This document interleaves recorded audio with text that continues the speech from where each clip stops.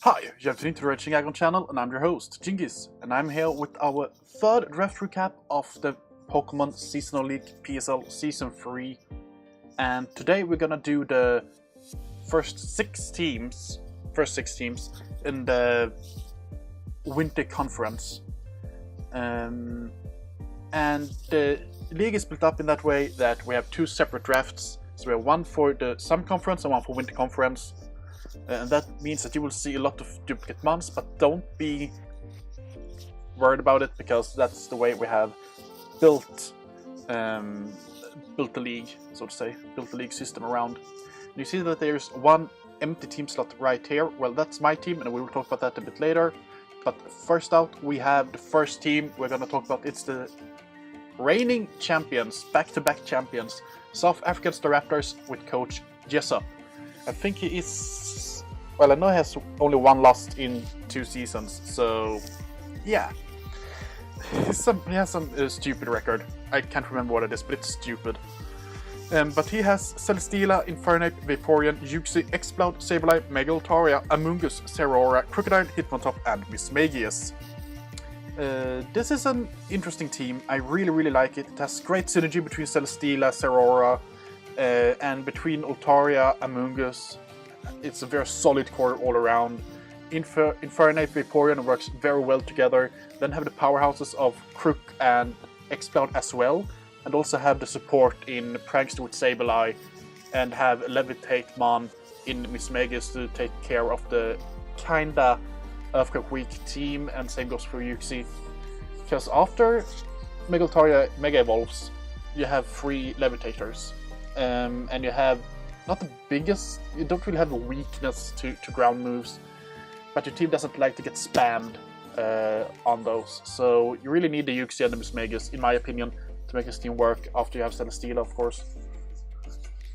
Hitmontop is a great spinner, and I feel like it actually fits this team very well. It's very well suited for the role on the team. It doesn't have to be bulky, it can be more offensive, it can be a support one more, almost, with Intimidate, Rapid Spin.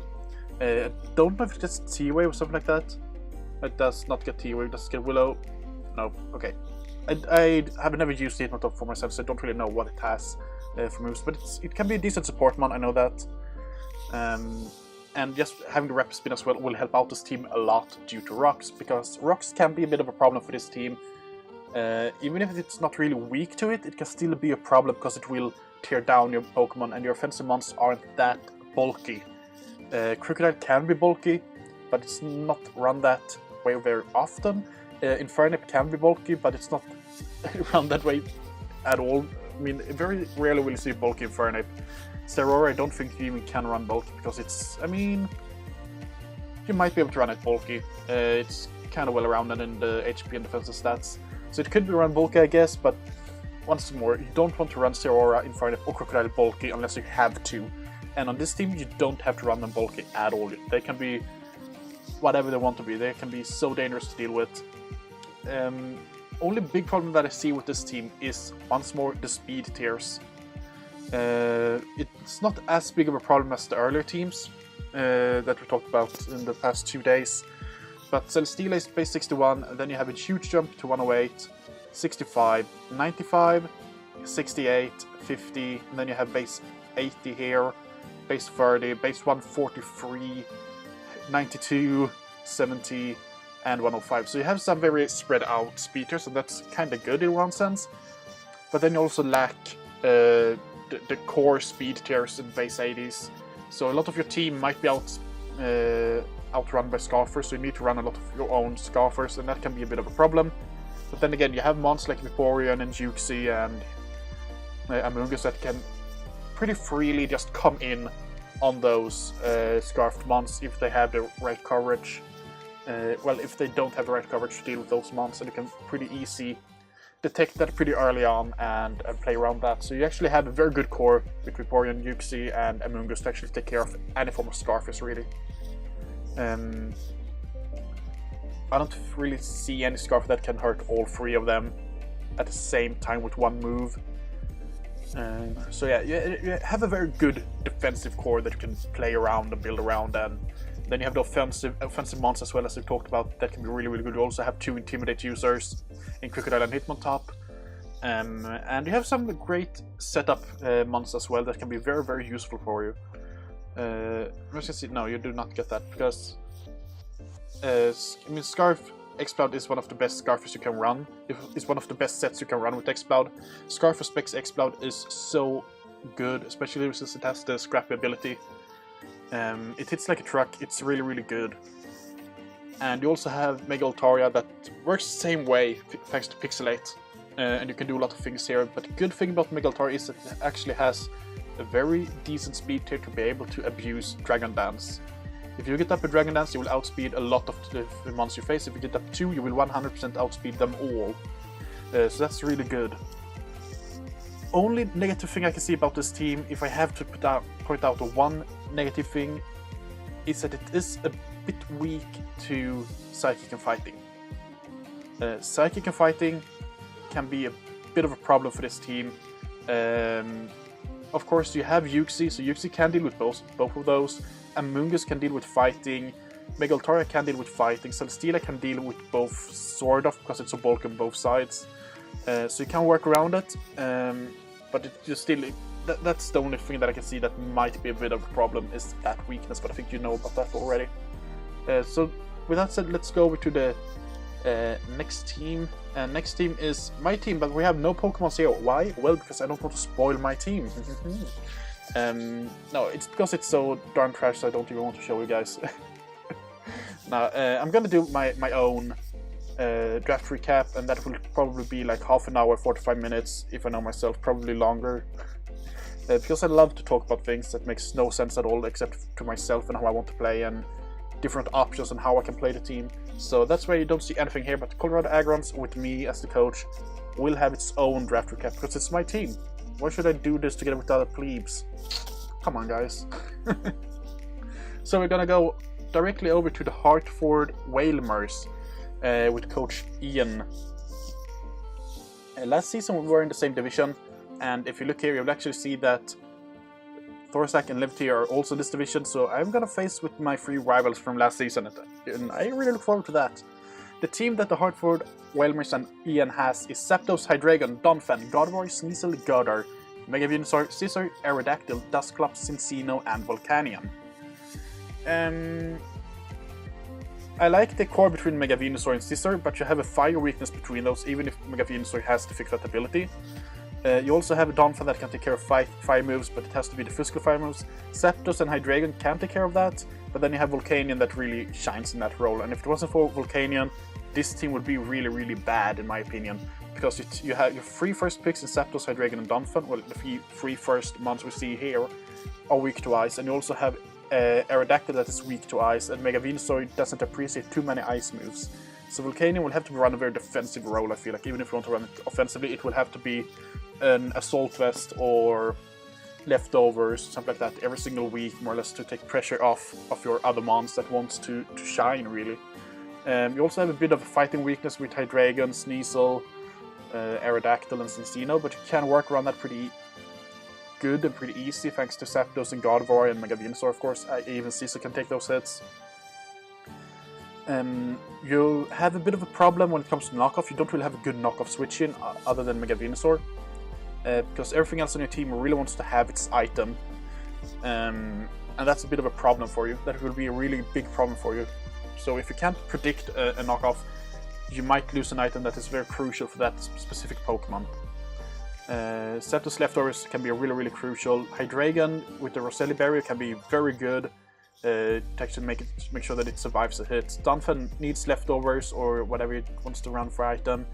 Gardevoir doesn't really care so much, but it's not the bulkiest on the physical side, so it doesn't really want to take a knockoff move. Sneasel kind of wants to have the Choice Band or Light Form. Gurdurr doesn't want to get rid of its Eviolite. Scizor wants to have its Occa Berry. Aerodactyl doesn't want to lose the item it has most of the time, at least. Dusclops doesn't want to lose its Eviolite, and it's also weak to it. Cinccino doesn't want to lose its Choice Band, and Volcanion doesn't really want to lose its Assault Vest or Choice Specs. So you actually only have one good switch into a knockoff, and that is Mega Venusaur, and that will put a lot of pressure on Mega Venusaur. So a defensive core with Mega Venusaur, Scizor, and Volcanion will have to do a lot of damage, both defensively but also offensively. That's a bit of a problem, because I know that you want Volcanion to be an offensive powerhouse on this team, but the offensive power here is Hydreigon and Gardevoir, Sneasel, Garder, Aerodactyl in some sense, and Cinccino, and Volcanion is more or less forced into a defensive role. It can be a bit offensive in some matchups, I guess, but due to the reason that you're kind of weak to ice moves, will force ice and fairy moves actually with Hydreigon, Sneasel, Garder, you will actually be forced to run a bit of a more defensive Volcanion, just to take some pressure off of Mega Venusaur and Scizor's defensive roles on the team. That's the big problem that I see with this team, is that Volcanion doesn't fit in very well from a defensive point of view, and also from an offensive point of view, but it doesn't really has the potential to shine as an offensive Pokemon on this team, in my opinion. I really hope that you prove me wrong, Ian. I really do. But that's my take on this team. Speed tiers are a bit lackluster. It's a big jump from base 115. Yeah, this is base 115. So you have base 100, base 115, and then base 130. Ideally, would like to have another one between base 100 and base 10, and then one base 20 to base 115 to base 30. I have another one in each tier. And you also want to have a bit more speed in the base 80s, because Hydreigon is 98, you have Gardevoir in 80, then you have Protean Gardevoir, of course, and then you have Scizor is 65, and Cinccino base 15 as well, and then you have base 70, so it doesn't really have a good Scarfer that can outspeed the other team's Scarfer. You will have to rely a lot on priority or Scarfing Hydreigon. Even if Hydreigon loves to be Scarfed, I don't think that's the best way to run Hydreigon on this team, but that of course depends on the matchup. So yeah, I really hope you prove me wrong, but that's how I see this team. That can be a bit of a problem, especially if you want to have a more offensive-based team and have a very defensive core in Dunfer, Mega Venusaur, Scizor. Because then you put a lot of pressure on Volcanion to be this sort of... well, Volcanion and Zapdos really, to be this form of pseudo-defensive offensive mons, if you understand what I mean with that. So there's a lot of pressure on this Pokemon here, Volcanion. That's really the glue that makes this team work well together. And I don't know if that's a good thing or a bad thing, really. I hope it's a good thing for you, that it will work out very well. But I can't see it actually being completely different and go straight to hell. So it's a 50-50. I like the team, but I would have liked to have another water type on this team, actually.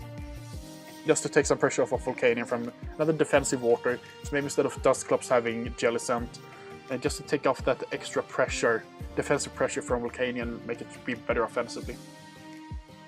So that's all I'm going to say about this team. I'm going to go over the next team now, and that will be the Seattle Swallows and Coach Sly, also Season 1 veteran. All teams that you see here are Season 1 veterans, even if they have changed their names, some of them. I know that Ian has, I think Sly has, Thorsac has, and Levity is the same as last season. But Seattle Swallows, it's an interesting team in my opinion. Jirachi, Sylveon, Alomomola, Tsarina, Miltank, Chatot, Megalatias, Terrakion, Arcanine, Roserade, Mamoswine, and Pikachu.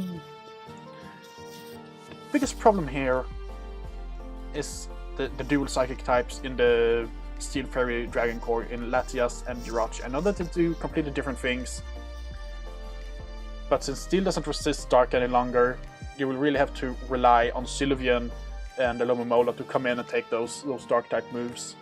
And I don't think they will really like that. You will be very forced to run Miltank or Alomomola each week as a support mon for Sylveon, so Sylveon doesn't have to come in every single time on Dark type moves and get whittled down. Which it will be if you just switches in on physical Dark type moves every single time. I know that knockoffs maybe do like 25% max to Sylveon, so it's not that big of a deal. Since it has Wish and it has Moonlight and blah blah blah blah blah, it can take care of itself. But you still want something else that can take those knockoffs from it. And you also have a Justified Mon in Terrakion, so you can be fine. You don't need to have an item on Terrakion, you just can switch it in, take the knockoff, and then you can start sweeping turn 2, so that's actually really good. Or just have the sea crystal. I don't think this is your Seamon, but if it is, that's one way to work around it, having the justified boost as well from the knockoff. Yeah, so that's how I look at that.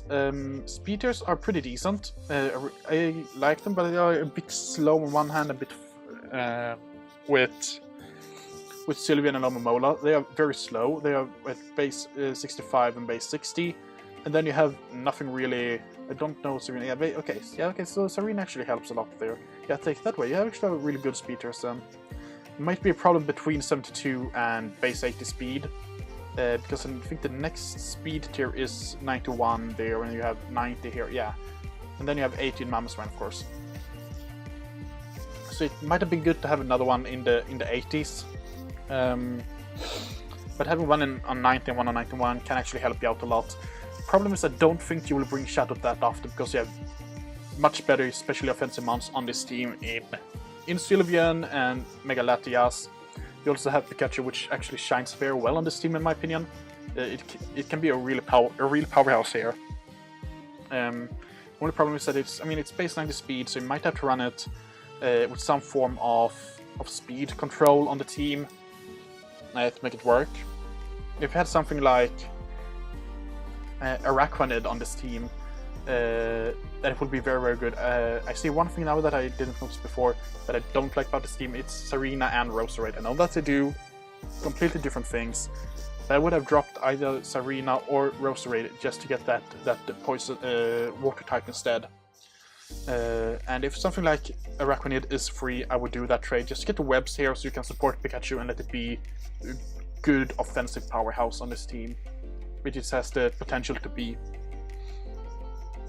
So you have some weaknesses, but I think you patch them all up pretty easily, so it shouldn't be too bad or too much of a problem. EQ might be a bit of a problem since you have Terrakion, Arcanine, and Pikachu, but most of the time you won't bring all three of them, and if you do, you will make sure that you have at least one immunity and one resistance to EQ, and you also have Urachi that doesn't really want to take EQs, so you can actually work around it pretty well, and Miltank, Alomomola, Sylveon can take care of EQs. It's not that big of a problem, so you're actually fine. But it's just one small thing that I would like to point out, is that potential EQ weakness. Otherwise, you have dual wish supported Alomomola and Sylveon, which will make sure that Mamoswine can be run bulky and actually live a long time. Arcanine doesn't really have to run its own healing move. Latias doesn't really have to run its own healing move, so you can actually do a lot of things here and helping the rest of the team with the wish support in Sylveon and Alomomola, and you also have a wisher in Jirachi. So you actually have 3 good wishers on this team, even if Jirachi most of the times doesn't want to run wish. I think that's that about this team. Don't think there's anything else I want to touch on. Nope. So let's go to the next team. That's the Jersey City Jellicent and Thorazak. And he has Tapu Fini, Cresselia, Incineroar, Jolteon, Druddigon, Palossand, Mega Aggron, Conkeldurr, Lycanroc Dusk, Swallow, Whimsicott, and Feraligatr. I'm kind of torn on this team. It has a good Water Psychic and Fire type. It's a good defensive core there, and also have the Druddigon to support it. And then you have the offensive core really in Jolteon and Conkeldurr, with potential offensive mons in Lycanroc Dusk and Mega Aggron. I'm not a big fan of Lycanroc Dusk. I prefer Lycanroc Mid just to get that speed just above 110, even if you get the more offense. With Lycanroc Dusk, it's just 2 base power in attack. It doesn't matter too much. I'd rather have those in speed, because that actually helps you out with the speed tiers a lot and force your opponent to either run Timid or Jolly a lot of the time, or they will be forced to run Scarfers on their base 1 of 10 mons, which they typically don't want to do when they play at level 100. Only problem I have with this team is that you have Palossand and a Whimsicott here. Whimsicott is a good Pokemon, and it might work well here, but you already have a far superior Fairy type in Tapu Fini, and Whimsicott is your Grass type, and I don't think that this Grass type will actually help you. Rather the other way around. The only good thing about Whimsicott is the Prankster, but I don't think it gets defog. Well, it do get defog now, okay. Never mind that, because then you actually have a Prankster defogger, which could be decent for the team. But yeah, overall it's a decent team. Depending on how you play with it, it could be a very good team or a very bad team. Hopefully, you can see some usage out of things like Druddigon in a more offensive way. I know that people love to run Druddigon as a defensive wall, but it actually has base 120 attack, and it has a pretty decent offensive move pool as well, so you can actually do a lot of things with it. And you also have the sheer force ability and the mold break ability on this thing, so you have a lot of viability here. And if you decide to run a trick room with Cresselia Tapu Fini, you actually have a very good trick room mon in Druddigon due to the base 48 speed being slower than most things that you will face. And if you have, say, EQ or... well, you have the sheer force ability, so if you run sheer force and then you go with crunch, you go with Fire Fang or Fire Punch or, I mean, Gunk Shot and so forth, you will have a very offensively good Pokemon that will hit hard as well. So you have some usability out of Druddigon, and you actually have a very good team to actually try and run some form of Trick Room with, thanks to Mega Aggron and Conkeldurr. And then you have some extreme speed in Jolteon, Prankster, Whimsicott, and Swellow is pretty fast as well. Laser of Dusk is decently fast. It's faster than those Space 100 that you want to have at least one or 2 months that are way faster than. You also have a good speed setup in Feraligatr thanks to the Dragon Dance option, and it has a pretty decent, well-rounded system, so it can actually take very good hits and deal out a crazy amount of damage, especially after Dragon Dance. The only problem that I see here is that mons like Tapu Fini and Cresselia might be a bit too passive, and Palossand for that matter, to actually fill out this defensive role that you want. Incineroar and Druddigon can be a bit more offensive because they have that built into their stats, but the other mons might not be able to do that without some extra help in the EVs for attack or special attack. Other than that, I don't think there's anything else I want to touch on here, so I'm gonna go over to the next team, the last team for today's episode, and that would be the Milwaukee Marshadows with Coach Levity. He has his own draft recap, so I'm gonna link that in the description. But he has the Heatran, Weavile, Galvantula, Chestnut, Gligar, Quagsire, Mega Latios, Milotic, Mimikyu, Nihilego, Lickilicky, and Drifblim. I like the team, but you have one big weakness in my opinion, and that is the ice weakness with Chestnut, Gligar, and Drifblim and Mega Latios.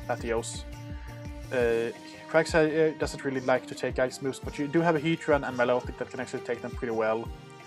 You also have a bit of an EQ weakness with Nihilego and Heatran, but you actually managed to pair that up very well with 3 immunities and 1 resistance in Chestnut. Biggest problem that I see for this team is the rocks. Heatran doesn't really like rocks, Weavile don't like them, Galvantula doesn't like them, and Drifblim isn't the biggest fan of them either, so you might want to pick up another hazard removal, because right now you only have Latios and Gligar, if I remember correctly. So another defogger might be very good. I think Drifblim gets defog, but you might want to pick up another defogger that isn't weak to rocks, or a spinner that you can use instead. Otherwise, I like the team. It has some pretty decent speed. You have good scarf options. You have priority in most mons. You have web support for things like Mega Latios. And thanks to the webs, you will actually be allowed to run Chestnut a bit more offensive in most games. Well, in some games. And you will be able to run it more offensive than most coaches. That's the way I want to put it. Then again, the combo between Heatran and Quagsire might work very well together with Milotic. But other than that, I think you might have a hard time with EQ and ice moves. Something that has, well, ground move and ice moves. Because the combination of those will put a lot of pressure on Milotic to actually take care of them. And that might mean Milotic can take some moves, and it can take them very well thanks to the Marvel scale. ability, but I think that like some matchups you will have a way harder time to deal with everything, just having Malota care. So yeah, you might want to look out for that. You have some quad weaknesses. You have a lot of quad weaknesses. You have quad ground on Heatran, quad fighting on Weavile, quad flying on Chestnut, quad ice on Gligar, quad grass on Quagsire. Then you have another quad ground weakness on Nihilego. So you actually have, I think, 6 months that are quad weak to something. Yeah, and that's a lot. It might work out because it's so many different mons. But since 3 of them, well, 2 of them have the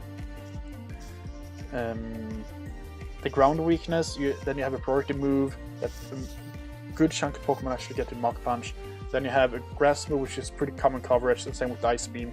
You might have a bit of a problem actually be able to take care of everything and make sure that nothing can one-hit KO all 6 of those mons. That would be a problem, especially since you don't have a lot of defoggers. Gligar is the best defogger here in my opinion, since Latios doesn't really want to run defog, and then you only have Drifblim other than that can do the defog thing, and it doesn't really like to come in on rocks. So I mean, overall it's a decent team. It might be able to do something very good, but you do have a lot of quad weaknesses that can be a bit of a problem in matchups, but it might also help you because it might make a lot of your opponent's mons have to run, well, will get the 4 move slot syndrome, which isn't that unheard of, but it can be a bit of a problem, partially for you to prep for, and partially for them to actually make sure, okay, can I cover everything without losing any move that I really need for something else. So it's a double-edged sword that might work out in your favor. But yeah, I think that's all. I don't think I have anything else to say, and that was the last team. And this will go up on Saturday, of course. So tomorrow, Sunday, will be the last draft recap of the PSL Winter Conference. And then we have done all teams except for my team, and that will be done, if everything goes correctly, it will be done on Monday or be ready for Monday. So you have that to look forward to. But without further ado, I will say thank you for watching this video, and I hope you enjoyed it, and I will see you next time.